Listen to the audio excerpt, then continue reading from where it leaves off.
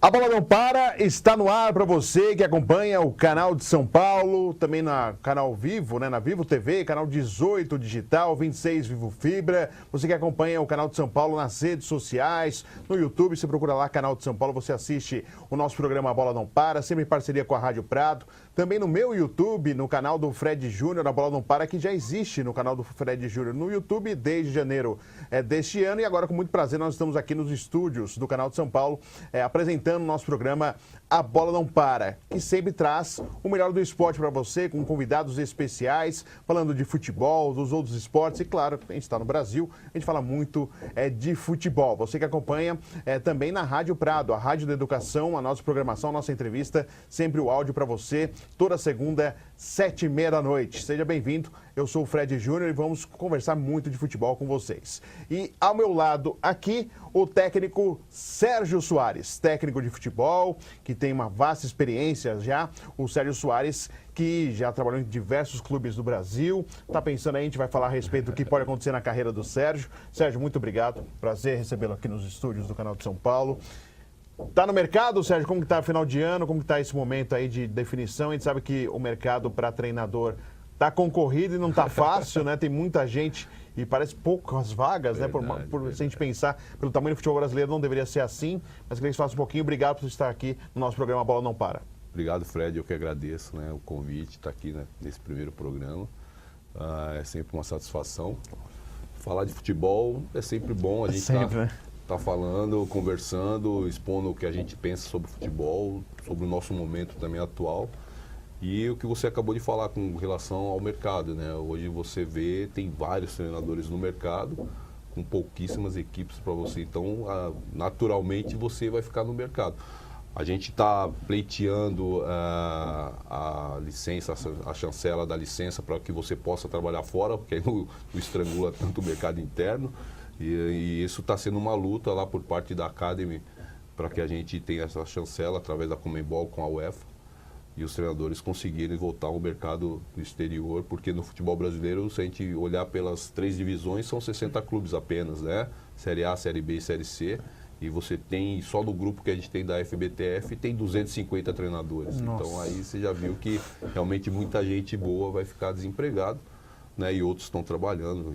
E aí um sai, outro entra. Por isso que tem essa facilidade do treinador não ter 3 resultados e acaba mudando, porque tem muita gente boa no mercado e aí você acaba trocando muito rapidamente. E isso faz mal para o futebol brasileiro, né? Porque se fala muito de continuidade para que você tenha um bom time, você precisa de 6 meses no mínimo para você poder implantar alguma coisa, e em um mês, 35 dias, o treinador está saindo. Isso é uma coisa que a gente precisa falar bastante. Você falou do CBF Academy, né? E a gente sabe que o curso é muito caro, né, Sérgio? Se a gente pensar, eu fui ver um curso de gestão esportiva lá, era R$30 mil. Falei, caramba, tem que ter uma boa poupança para poder fazer um curso. E você, e só alimentação lá no horário, né? Que despesa de hospedagem, tudo por sua conta. Então é mais do que, por exemplo, 30 mil que seria de gestão esportiva. Eu fiz a licença A. A licença A foi o valor de 12, a licença Pro, mais a licença Pro 18. Então, ou seja, 30 mil. 30 mil ali brincando. Você faz, e um curso que de 3 semanas? É que, na verdade, com tudo isso, são divididos em 2 etapas, né?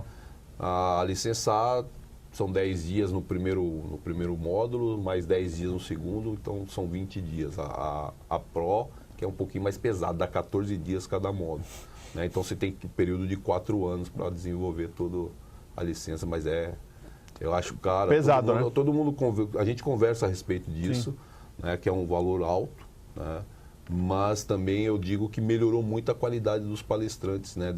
Primeiro para esse... Que antes era só um português que fazia antes, né? Sim, foi um português que foi a primeiro, aí no segundo já foi um alemão, que entrou muito mal, né? Vindo com 7-1, foi vaiado, tudo aí. Mas é um cara que teve um conteúdo para passar.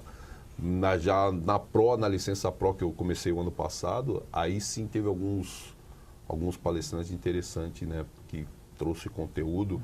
Mas o que mais assim é gostoso, assim, Fred, que você acaba buscando, ganhando e não ganho, é a resenha, né? O papo, o network que você faz com o outro, vai trocando ideia, o conteúdo de trabalho, né? Não que a gente não tenha que buscar algo fora, eu acho que tem sim, né? Mas nós temos que preservar a nossa cultura e algumas coisas que se assemelham lá fora, você trazer e acrescentar dentro do futebol brasileiro. A gente mudou muito, quer copiar o que se faz lá fora, né?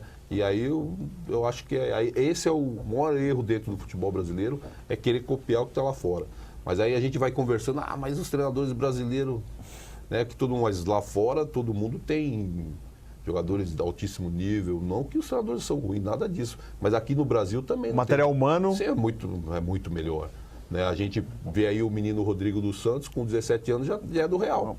Né? Quando ele tivesse 21, se ele tivesse aqui no futebol brasileiro, como ficou o Neymar, a qualidade já é melhor. O Vinícius Júnior é outro também, exemplo. Né? Então a gente perde jogadores jovens, com a qualidade para os treinadores poderem desenvolver um trabalho também de altíssimo nível.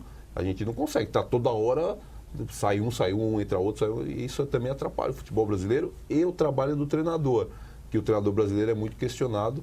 A licença ela é uma coisa que ela contribui, sim. Eu acho que você tem que ter buscar conhecimento, você tem que se reciclar, sim. Você é uma valorização da própria carreira, claro, né, Sérgio? Claro, você precisa fazer isso, né? Você tem que ir se atualizando, eu acho isso importante. Mas você tem uma essência. Né? O futebol brasileiro tem, e dentro dessa essência, você vai trazendo algumas coisas para ir agregando conhecimento. E ainda sobre essa licença, né, que está acompanhando a gente, é uma licença para trabalhar lá fora, porque, por exemplo, trabalhar na Inglaterra, na Espanha, até mesmo na Ásia, você precisa ter uma licença diferenciada, não é a licença que você tem no Brasil, né, Sérgio? Não. E como que funciona? Porque isso não existe aqui ainda, né? Não existe esse acordo com a UEFA. Na Argentina já tem há um bom tempo, né? O treinador argentino, por isso tem tantos argentinos trabalhando fora, né? Queria que você falasse, até para o pessoal que está acompanhando a gente, entender como funciona, por que não tem tanto brasileiro lá fora, porque não é só questão cultural da língua, porque a gente fala português, é mais difícil, na Espanha, por exemplo, não é só isso. Não. Tem esse caso da licença. Tem a questão da licença, que a Academy está indo através da Conmebol, que é a que a gente precisa, que é a nossa federação, a Sul-Americana, a confederação, e através da Conmebol você vai até a UEFA, que é onde você consegue ter a chancela para poder ter a liberação para os treinadores brasileiros poder trilhar nesse mercado. A Argentina já tem essa licença, né? Já tem essa chancela. Então, por isso que tem muitos treinadores argentinos na Europa. E os treinadores brasileiros, antigamente, não digo na Europa, né? Na Europa tem uma restriçãozinha com relação... Mas mundo árabe, Japão... A gente comandava. A verdade é essa, a gente comandava. Eu joguei no Japão em 96 e de 20 clubes, 10 eram treinadores brasileiros. 10. Eu voltei ao Japão em 2012 como treinador no Cerezo. Tinha 4. Eu, o Jorge, o Nelsinho e o Wagner Lopes, junto com o Serrão. 4 treinadores brasileiros tinha apenas. Né? E um mercado que a gente comandava. Né? Tudo bem também que eu vejo o seguinte, Fred, que o futebol brasileiro ele deixou de ser referência nesses lugares. Né? E teve muito bateu e voltou também, né? Sim, tem essa questão, né, de você ir e não ficar. Né? Isso também para quem, pessoal lá de fora, do mundo árabe, do Japão, isso é ruim, porque os caras falam, brasileiro não dá para trazer mais, entendeu? Né? Então tem essa questão também. Hoje no Japão você tem o Oswaldo, né? Tava o Levi saiu. Ele foi muito curto, né? Muito rápido. Sim, saiu do Gamba, que é um time de uma boa condição. O futebol japonês, na minha opinião, assim, ele é muito linear, né? Você faz um grande jogo, aí você pensa que no outro vai, aí dá uma caída. Mas nós não somos referência. Os jogadores japoneses, eles vão para a Europa, antigamente não saía. Hoje sai, aí futebol alemão, futebol inglês, futebol espanhol, né? No futebol italiano, tem jogadores japoneses que servem a seleção do Japão. Então passa a ser a referência, né? O que nós... Tínhamos também uma coisa que atrapalhou muito na questão, é que o futebol brasileiro começou a melhorar na minha concepção agora há pouco tempo. O futebol brasileiro é muito lento, né? Trabalhava com muita lentidão, a transição, né? A posse de bola, muita cadência. Isso copiar, entre aspas, copiar o europeu foi bom para o futebol brasileiro? Porque veio de lá para cá, né? Sim, isso foi bom. Isso aí foi porque o futebol... Você não consegue jogar com essa cadência toda. Né? A gente tem qualidade, mas se não tiver velocidade para você ter no último terço do campo, 1 contra 1 para você passar... Jogar individual. Aí você não consegue com essa cadência toda que a gente jogava há uns 5 anos atrás. Quando eu voltei do Japão em 2012, eu lembro que eu fui no Canindé ver Português e Curitiba. Eu fiquei horrorizado. Né? Futebol lento, cadê? Eu falei, não, isso aí não está explicado porque os caras não pode ser assim. E aí passou um ano, se não me engano, foi nesse ano mesmo que o Atlético Paranaense, que o Mancini estava no Atlético. Sim. Era o Atlético Paranaense e o Atlético Mineiro, eram os únicos que trabalham com transição rápida. Pô, nós tínhamos 18 clubes na Série A, é muito pouco. Né? Então o futebol começou a melhorar, isso foi bom. Né? Mas os caras ainda vêm aqui para pegar a qualidade individual, que é o que faz a diferença. E nós conseguimos introduzir a velocidade, no futebol brasileiro ficou mais rápido, ainda não é ideal, na minha opinião, ainda não é, né? Porque a gente confundiu muito compactação, mas essa compactação sempre dentro do nosso campo defensivo. Né? Pô, vamos fazer a compactação com linha mais alta. Pressionar na frente. É lógico, né? A gente não, trouxe um pouquinho atrás. Aí a característica de cada treinador? Não, eu vejo que no futebol brasileiro a gente está fazendo assim. Nós vamos a um intervalo Premium League. Já voltamos com a segunda parte da nossa conversa aqui com o Sérgio Soares, técnico de futebol. Vocês percebem que ele conhece bastante de bola, já fez grandes trabalhos e o Sérgio Soares está, claro, no mercado aí aguardando um espaço, uma oportunidade para trabalhar. Vamos ao intervalo e já voltamos com A Bola Não Para aqui no canal de São Paulo.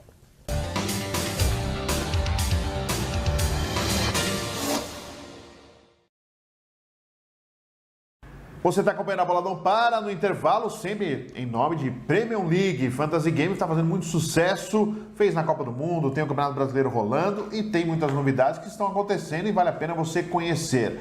Uma delas, Campeonato Espanhol, a Liga das Estrelas, todo mundo fala assim, do Campeonato Espanhol. Rafael Pianucci, um dos sócios do Premium League, está aqui do meu lado. Rafael, é isso mesmo, né? Liga das Estrelas também no Premium League. Também no Premium League.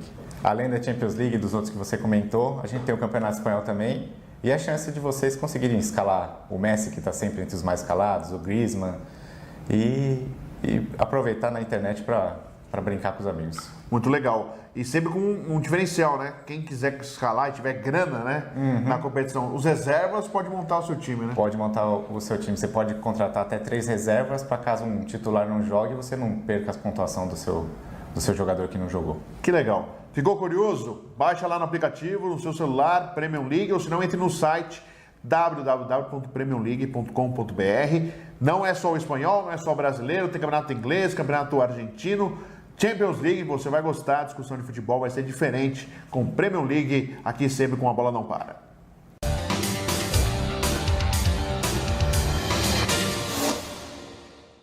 Estamos de volta com A Bola Não Para no canal de São Paulo. Você que acompanha no canal na Vivo TV, canal 18 Digital, 26 Fibra, também pelas redes sociais do canal de São Paulo, tem no YouTube Canal de São Paulo, no site www.canalsp.com.br, no canal do Fred Júnior no YouTube. Você também acompanha o programa A Bola Não Para, sempre em nome de Premium League, que é um fantasy game que veio aqui para mexer com o mercado. Campeonato Brasileiro, Campeonato Espanhol, Inglês, Champions League, Campeonato Brasileiro tem para você aproveitar e brincar de ser treinador de futebol. E por falar em brincar de ser treinador de futebol, que não é uma brincadeira por parte do técnico Sérgio Soares, que é o nosso convidado aqui, nosso segundo bloco, nosso A Bola Não Para. Sérgio, ainda falando ainda de mercado, né?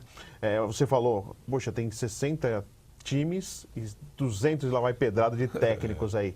Para retomar um trabalho é difícil, você tem que fazer um bom trabalho para estar em evidência, para conseguir engatar um outro e mesmo assim tomar cuidado, porque a gente vê muitos profissionais que fazem um belo trabalho, aí vem um time aí meio que desesperado, chama, e aí o trabalho não surte o mesmo efeito e aí você desce um degrau, né? Como que é esse momento, essa avaliação de carreira, hein, Sérgio? Não, eu concordo com você, foi uma observação importante. Sem dúvida nenhuma, você precisa sempre estar fazendo um bom trabalho, né? Para que você sempre esteja subindo. Porque se o trabalho não aparecer, você volta para o final da fila e tem muita gente. Não adianta. Você fazendo um bom trabalho, você desenvolvendo, conquistando. Porque, Sérgio, até interrompendo, né? Mas não é que o dirigente, ele observa e tem um mapa de desempenho do treinador. Ele vai no que ele lembra, né? Sim, do trabalho feito, né? É o que está em evidência, né? É o que está em evidência. Isso aí até para o torcedor também, né? Justificar o torcedor. Né? O dirigente pega o que está em evidência para não ter que justificar, contratamos fulano, e o cara não está no mercado, não está naquele momento em evidência. E hoje, Fred, vai ser muito difícil ser assim, né? Porque tem muita gente. Né? Quando era um número menor, né, que tinha uma cadeia, assim, tirava fulano, botava os canos, aí era tranquilo. Hoje tem muita gente. Eu digo sempre o seguinte, tem uma panela e a panela tem um cabo. Tem muita gente no cabo, pra você entrar na panela. Hoje tem muita gente aqui no cabo. Se você não faz um trabalho bom, você sai da panela e vem pro cabo, e aí tem que esperar, né? É incrível. E essa opção dos clubes de auxiliar técnico estão virando aí a primeira opção dos clubes. Alguns por necessidade financeira, problemas financeiros, preferem continuar no aumento do salário do auxiliar, né? E o auxiliar já pega uma função mais difícil. Sim. E aí, se der certo, beleza, mantém o cara. Se não der certo, aí sim, começa a procurar no mercado. Como que você está vendo isso e o quanto que é prejudicial para vocês, treinadores, que estão aguardando aí uma oportunidade? Eu vejo assim de duas maneiras. Primeiro, que o profissional que está lá está trabalhando para buscar uma oportunidade, né? E quando ela surge, tem que estar preparado, porque a cobrança ela vai vir e vem pesado, principalmente a gente vê muito isso nos grandes clubes, que isso está acontecendo, né? E outra coisa que eu vejo é o seguinte, que às vezes o cara não está preparado, mas não sabe dizer não, né? Que aí pode até, de repente, o exemplo maior é o Fábio, né? E outra coisa, assim, o Fábio, o que aconteceu com o Fábio... O Fábio Carilli, né? O Fábio dificilmente acontece com outro profissional. Sim. Mas, assim, o Fábio assumiu o time em duas oportunidades. Na primeira não foi bem, isso, voltou para a função dele. Na segunda voltou e na terceira o Corinthians não tinha como contratar um profissional. Falou, vamos optar não tem pelo tu, Fábio. vai tu mesmo. Aí o Fábio foi devagarzinho, né, com toda a linha de trabalho que ele já viu do Mano, do Tite, ele seguiu e o Corinthians foi e conseguiu ser campeão paulista. Ali deu uma tranquilidade para o Fábio. Né? Se o Corinthians não ganha o Paulistão, de repente não teria sequência, não teria continuidade. Ganhou, deu uma acalmada. Aí veio aquele primeiro turno de brasileiro incrível. Aí foi embora, né? Aí, Fred, aí o Fábio, ele fala mesmo, que o Fábio é meu amigo.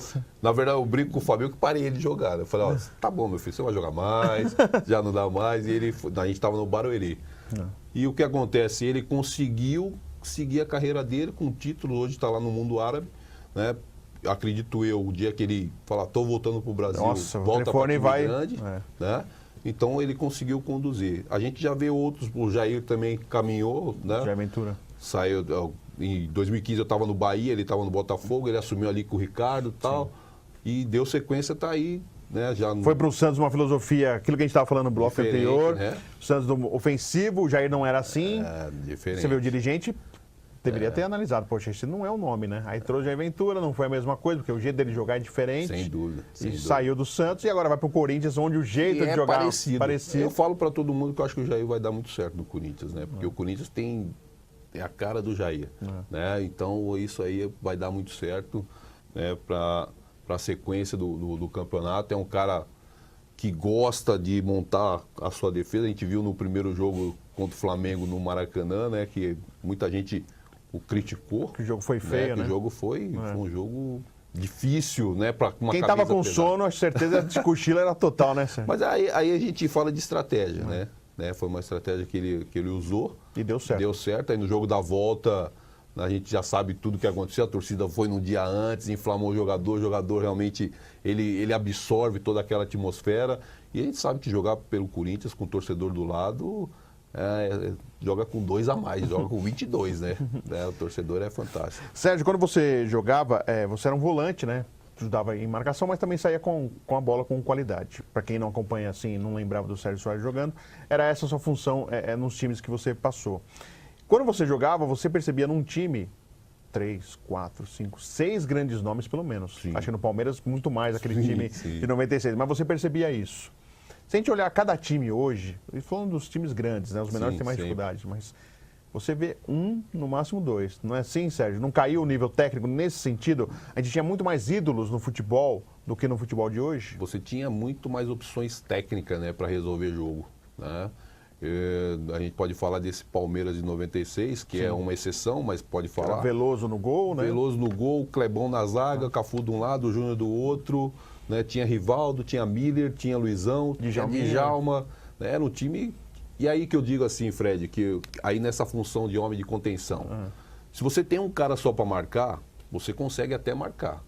Mas se você tem 3, nenhum time consegue marcar, né? Então o seu time, se você tiver jogadores com todos esses carceiros que nós temos hoje de qualidade técnica, se você tiver jogadores com qualidade de jogo ofensivo, se você botar 3 caras para jogar e esses caras recompõem fechando espaço, quando você tiver de posse de bola, você vai criar dificuldade para o adversário. Sim. Porque não vai haver essa marcação. E em contrapartida, você vai ter jogadores com ações ofensivas para poder vencer o adversário. E esse Palmeiras do Felipão, que o Felipão é o jeito dele de jogar, pensando muito mais não perder do que realmente jogar para frente, mas as opções que tem o Palmeiras mostra por que o time está crescendo agora nessa reta final? O que eu vejo assim que o Felipão fez no Palmeiras, ele segurou um pouco o Bruno Henrique. Sim. E botou o Moisés. Ele ganhou consistência defensiva, mas com jogadores que jogam. Que saem com a bola. Que jogam. Botou o Dudu do lado, né? Tem o do lado do DK. O William que pode jogar do lado, pode jogar centralizado. Que é centroavante que ele gosta. Uma opção, e um homem de referência.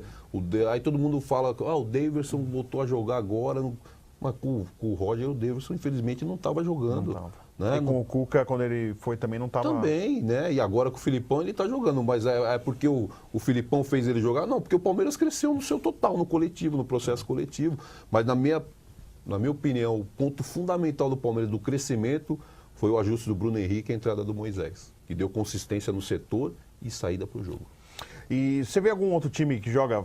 Tem o Palmeiras, o Grêmio, acho que é o outro time que joga bonito, assim, Sérgio? A gente pode falar? Não, desses Grêmio, dois times. Eu gosto do ver. O Grêmio é competitivo, Sim. É um time que joga, é um time que pressiona lá em cima, é um time que sai a construção do jogo com a bola no pé desde trás. Né? Se tiver que pressionar, ele pressiona. Se tiver que baixar, ele baixa a marcação. O grande jogo que eu vi esse ano foi Flamengo e Grêmio lá em Porto Alegre. Sim. Foi o grande jogo. O Flamengo empurrou o Grêmio para trás, mas não foi que o Grêmio recuou, não. Foi que o Flamengo empurrou o Grêmio para trás. Em cima, né? Foi um grande jogo. É isso que a gente quer. Futebol competitivo. O Flamengo está jogando no Olímpico com um adversário que joga o melhor futebol no futebol brasileiro e botou ele para trás. Então é imposição de qualidade. Foi o que aconteceu naquele jogo. Foi o grande jogo. Foi 1-1, mas foi o grande jogo que eu vi esse ano no futebol brasileiro. Tomara que tenha sempre jogos desse nível. E está cada vez mais raro, né?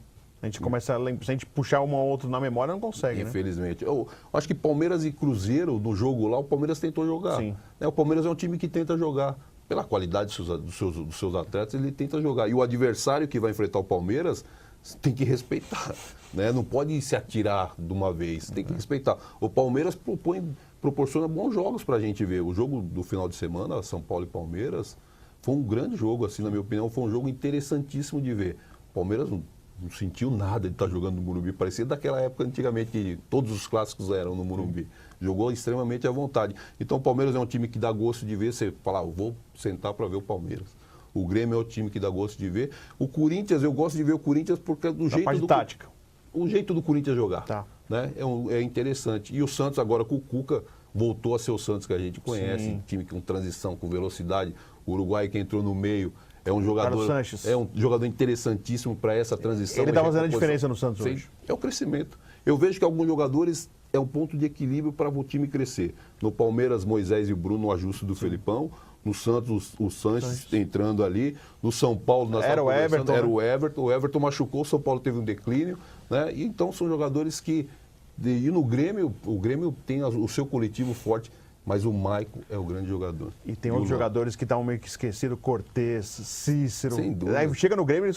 No coletivo forte você cresce, né, Fred? Não tem jeito. Tem o menino Everton, que é um jogador agudo, que todo mundo falava do Keno aqui quando estava no Palmeiras. Verdade. O Everton faz esse 1 contra 1, ele pega a bola e vai dentro, E é isso que a gente precisa.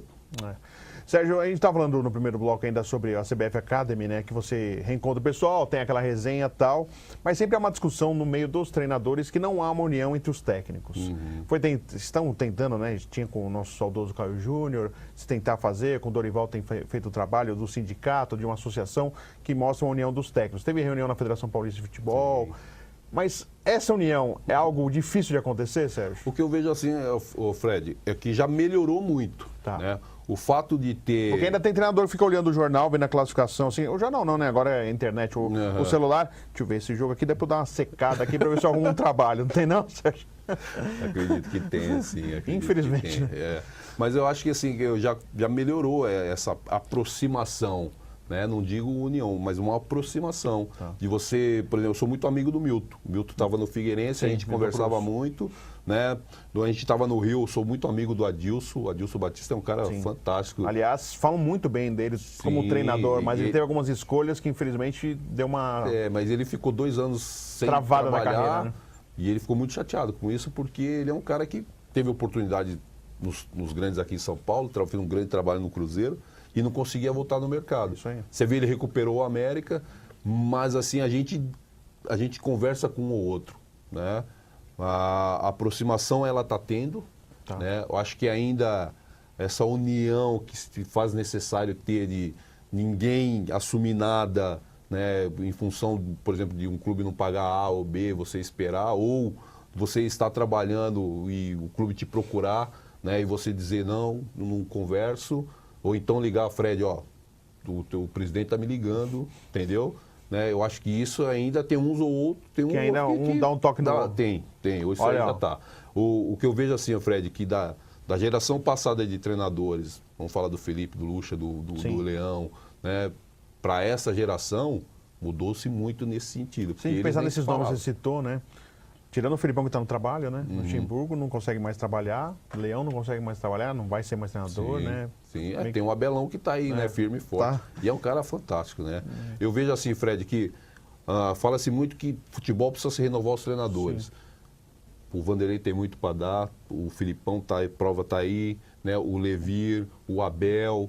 Né, o Leão, ou talvez o Leão já não queira mais, mas é um cara que, de repente, a gente não pode simplesmente encostar os caras e também falar, não, tem que ser todo mundo novo e encostar os velhos. Ou então todo velho e deixar os... Não, dá para você tirar um pouquinho dos caras, né? E esses caras que estão chegando, que vêm com metodologia nova, de trabalho de transição, não sei o quê, eu acho que a conversa, ela cabe, né? Você não pode apenas excluir, falar, não, os caras estão ultrapassados. Não, tem que ser... Só acadêmico. Acadêmico não pode ser só acadêmico. Tem que ser tudo. O cara precisa viver o vestiário, o cara precisa ter... Não vou dizer que o cara precisa jogar, né? Fala assim, o cara não jogou, o cara não dá para ser treinador. Pode ser treinador. Mas o cara precisa viver o vestiário. Né? O cara tem que olhar ali, olhar para o cara e falar assim, aquele cara está com algum governo lá. Vou lá. O viver situações, né? A vivência é que dá, né, condição de você desenvolver o trabalho. Sérgio, muito obrigado. Sérgio Soares por ter vindo aqui. Agradeço. Estamos aqui no estúdio do Canal de São Paulo. Sucesso para você, viu, Sérgio? Obrigado, Fred. Eu agradeço mesmo. É sempre um prazer participar do programa. E parabéns aí, sucesso nessa nova caminhada aqui. Legal. Sérgio Soares sempre é um parceiro da gente e é vizinho também. Vira e mexe a gente no bar, a gente se encontra lá. E nós fizemos então a edição de hoje do A Bola Não Para, no canal de São Paulo. Eu agradeço a sua companhia. Você pode sempre acompanhar a gente a partir de então, no canal 18, Vivo TV, Digital, 26 Fibra, no site do canal de São Paulo, canal sp.com.br, no YouTube, canal de São Paulo, no meu YouTube, canal do Fred Júnior, você pode ver A Bola Não Para, meu Instagram, sempre com novidades, anunciando os convidados da semana, @Fred Júnior, você pode acompanhar também o A Bola Não Para. Fica um grande abraço, agradeço a audiência, a companhia de vocês, até a próxima.